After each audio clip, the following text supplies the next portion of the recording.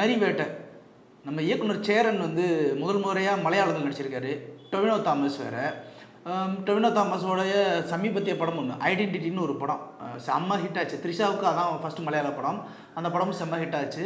So Tovino தாமஸோட இந்த படம் இந்த நரிவேட்டை ட்ரெய்லர்லேயே வந்து பார்த்திங்கன்னா நமக்கு கதையை சொல்லியிருப்பாங்க. என்னென்னா ஆதிவாசிகள் பூர்வக்குடி மக்கள்னு சொல்லக்கூடிய அந்த ஆதி பழங்குடியின மக்களுக்கும் போலீஸ்காரங்களுக்கு இடையில நடக்கிற ஒரு கலவரம், அந்த கலவரத்துக்குள்ளே நடக்கிற கதை அப்படிங்கிற மாதிரியான ஒரு விஷயம் நமக்கு ட்ரெய்லர் பார்க்கும்போதே தெரிஞ்சிச்சு. அதுக்கப்புறம் அந்த அவங்களுடைய காதல் காட்சிகள், டொவினோ தாமஸுடைய காதல் காட்சிகளெல்லாம் நம்ம பார்க்கும்போது ஒரு மாதிரி வசியம் பண்ணுற மாதிரி இருக்கும். அது நிறைய ஸ்டேட்டஸில் நம்மளே போட்டிருப்போம்.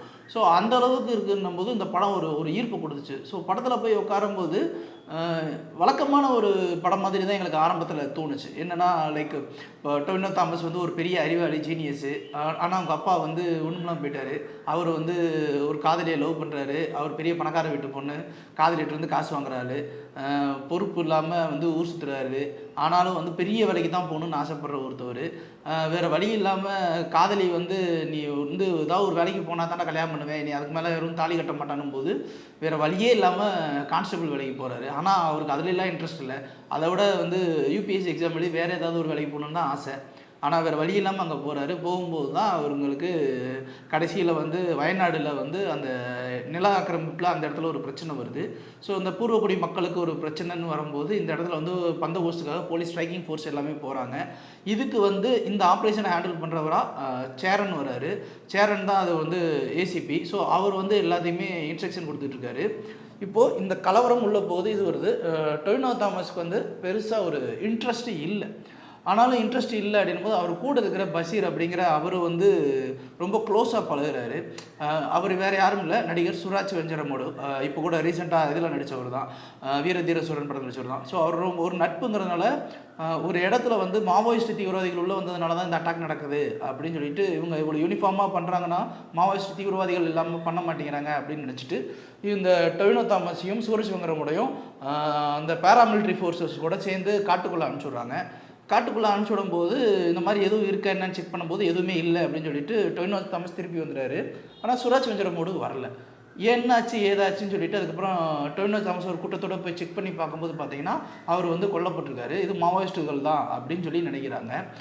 அதே மாதிரி அவர் கூட போன பேராமிலிட்ரி ஃபோர்ஸஸ் அந்த மிலிட்ரி மேனும் வந்து அடிபட்டு ஸ்ட்ரெச்சரில் தூக்கிட்டு வரப்படுறாரு.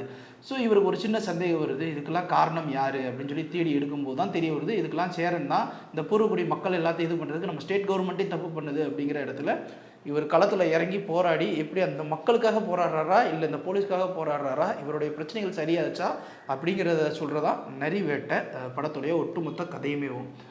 நரிவேட்டை அப்படிங்கிற ஒரு இந்த டைட்டில் ரொம்ப அழகான டைட்டில், படத்துக்கு ஆப்டராக தான் இருந்துச்சு. பொதுவாக மலையாள படங்கள் வந்து காட்சிகள் வந்து ரொம்ப அழகாகவே இருக்கும். ஏன்னா அது இயற்கையில் கொஞ்சம் ஒரு நகரம், அதனால் கண்டிப்பாக அழகாக தான் இருக்கும். இதுலேயுமே நம்ம எதுலேயுமே மறுதளிக்கிறதுக்கு இல்லை, அவ்வளோ அழகான காட்சிகள் இருக்குது. படம் ரொம்ப ஸ்லோ. ஃபஸ்ட் ஹாஃப்லாம் வந்து நம்மளை சோதிச்சு எடுத்துருவாங்க, என்னடா சொல்ல வரீங்க ஒன்றுமே இல்லைடா அப்படிங்கிற மாதிரி தான் இருக்கும். ஆனால் இந்த ஸ்லோ வந்து செகண்ட் ஹாஃபில் வந்து அந்த கதைக்கு வந்து அவ்வளோ ஒரு ஆழத்தை கொடுத்துருக்கும். ஏன்னா அந்த ஒரு போர் சீக்வன்ஸ் தான் அந்த கதையவும், அதில் இருக்கிற உணர்வுகள் தான் அந்த கதையவும். அதில் டொவினோ தாமஸ் எப்படி தன்னை உணர்றார் அப்படிங்கிற அந்த ஒரு விஷயந்தான். பொதுவாகவே எல்லாருக்குள்ளேயுமே வந்து ஒரு ஜாதிய வன்மம் இருக்குங்க. நம்ம வந்து வெளியில் பேசிக்கிறலாம், நான்லாம் வந்து ஜாதியெலாம் பார்க்க மாட்டேன், நான் ஜாதியை பார்த்து பழக்க மாட்டேன் அப்படின்னு சொல்லிட்டு. ஆனால் நம்ம பிறந்து வர கல்ச்சர், அந்த அடாப்டபிலிட்டி இருக்கு இல்லையா, அதுக்குள்ளே வந்து ஒரு ஜாதிய வன்மம் நமக்குள்ளே ஃபீட் பண்ணப்பட்டிருக்கும்.